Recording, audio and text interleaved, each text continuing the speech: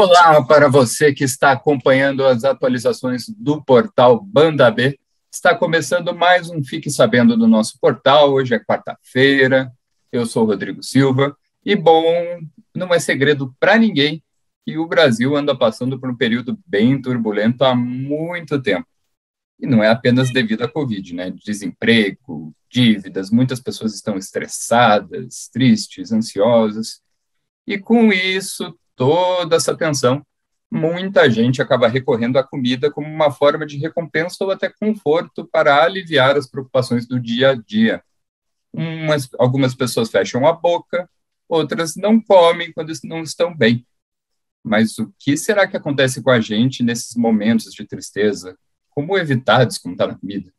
Para falar sobre o assunto, que esse é o nosso assunto de hoje, eu estou conectado aqui com ela, que é nutricionista clínica e pós-graduada em nutrição e gastronomia funcional. A doutora Lívia Hartmann está aqui comigo. Doutora, obrigado por aceitar o convite da Banda B. Obrigada a você, Rodrigo, pelo convite. Fiquei bem feliz. Doutora, vamos começar falando desses gatilhos emocionais mesmo, né, que eu citei no início. O que acontece com a gente na hora da tristeza e por que as pessoas reagem de formas tão diferentes assim em relação à comida? Então, Rodrigo, essa é uma questão que há muito tempo vem sendo levantada, né? Algumas pessoas recorrem à comida como uma forma de compensação, né? De te trazer um bem-estar ou um acolhimento, né? E outras pessoas, infelizmente, elas param de comer, né? Por alguma questão, que é uma questão fisiológica mesmo, né? Sempre existe aquele que come muito e aquele que come pouco. Isso acontece devido a alterações hormonais, né? E a questão psicológica, né? Que ela está bem ligada ao fator alimentação. Não tem como a gente pensar em alimentação sendo um fator único e, como que eu posso dizer de uma forma simples, um fator único que não pertence a nenhum outro grupo, né? A questão psicológica, ela sempre está associada à alimentação, como um todo mesmo. Algumas pessoas acabam vendo na comida um afago, né? Aquele momento bom, e algumas pessoas simplesmente, devido a alterações hormonais, acabam não comendo. E até o bom que é temporário, né? Esse tal do afago é sempre temporário. Ele é temporário, né? O que a gente espera é que seja temporário, né? Quando ele passa de 2 semanas, mais ou menos, aí é o momento dessa pessoa, né? Do indivíduo em si, procurar atendimento, né? E é bem importante ter o apoio familiar associado. Alguém da família ou algum amigo, é uma rede de apoio, né? É necessário para quê? Para que fique visualizando, né? Observe o comportamento dessa pessoa, né? E traga para o consultório, não só para a nutrição, né? Mas sim para a psicologia e para a medicina juntos, a fim de melhorar o estado dela, o estado não, né, mas o comportamento em si, né, então é importante sim ter uma rede de apoio, né, como eu falei, e mais do que isso é a pessoa reconhecer mesmo o que está acontecendo com ela naquele momento, saber lidar com os sentimentos, porque quando ultrapassa 2 semanas, vem acompanhado de fraqueza, mal-estar, negação do que está sentindo, isso já pode ser considerado como um problema. Então, depois de 2 semanas, eu devo procurar atendimento, primeiro de uma nutricionista, um endócrino, qualquer especialidade. Tem que ser uma equipe multidisciplinar? Equipe multidisciplinar sempre. Não tem como um profissional dar conta de tudo, né? A gente precisa do apoio da psicologia para entender o que está causando internamente, como que está a situação emocional e psicológica, né? Nutrição, porque não tem como você não ter um acompanhamento de um profissional responsável e que estuda os alimentos, a base dos alimentos, não só tipo, do alimento em si, mas da fisiologia humana, e um médico, né, caso seja necessária intervenção em algum tipo de medicação ou não. Como é o caso, por exemplo, da Tata Werneck, né? Com a morte do Paulo, ela acabou se recolhendo e parando de comer, não porque ela não quer comer, né? Mas simplesmente porque não há uma fome genuína ali que faça com que ela coma, né? Ao contrário de outras pessoas, né? Que tendem a comer exageradamente e pode levar a outro tipo de transtorno alimentar, como é o caso da obesidade, né? Tão conhecida no Brasil também. No caso da Tatá, uma das grandes consequências, assim, a gente sabe que é o emagrecimento, só que a Tatá nas redes sociais, ela teve um bombardeado de elogios depois que as pessoas viram que ela emagreceu, ela chegou a desabafar nas redes sociais, dizendo que não é nada saudável e tudo. Como que isso funciona? Se a pessoa emagrece sem comer, que tipo de prejuízo que isso vai resultar na saúde dela? Como que isso funciona? Então, existe uma questão que normalmente perguntam, né? Existe um emagrecimento saudável e não saudável? Né? No caso da Tatá, foi um emagrecimento não saudável, né?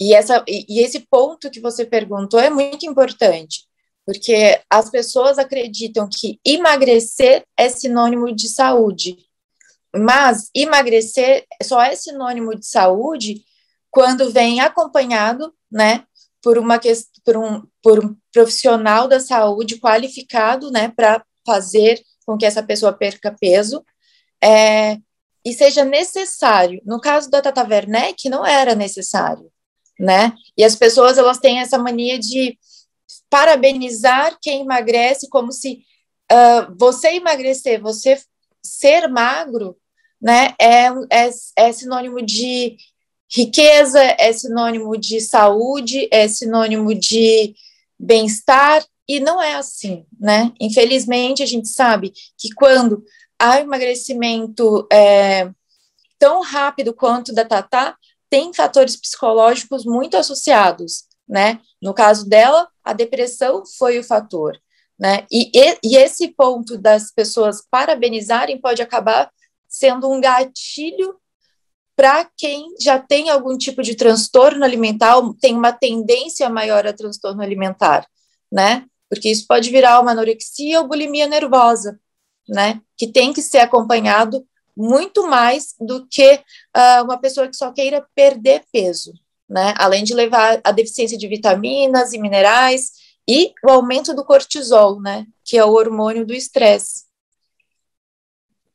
Como que você percebe isso no seu dia a dia? Existe o tal do padrão do corpo perfeito? Como eu observo isso? Essa é uma pergunta bem feita, né? Sempre. Não existe padrão de corpo perfeito. Cada um tem uma anatomia específica, né? Cada um tem um tipo de corpo, e tem que ser respeitado, né? Enquanto a sociedade vê o corpo magro, esguio, como o belo, a gente vai continuar a ter esses problemas, né? Pessoas parabenizando as outras que não sabem o que essa pessoa está passando, né? Achando que o emagrecimento está ligado a essa fonte de sucesso, né? De poder. Eu acho muito bonito uma mulher grande, né? Como que a gente pode falar? Que tem perna grande, corpo grande, né? Mas da mesma forma que eu acho bonito também alguém que seja pequena. Eu sou pequena. Então, assim, eu estou enquadrada no padrão de beleza ou não? Né? O que é o padrão de beleza? Para mim, beleza é quando eu me olho no espelho, eu me sinto confortável com o que eu estou sendo.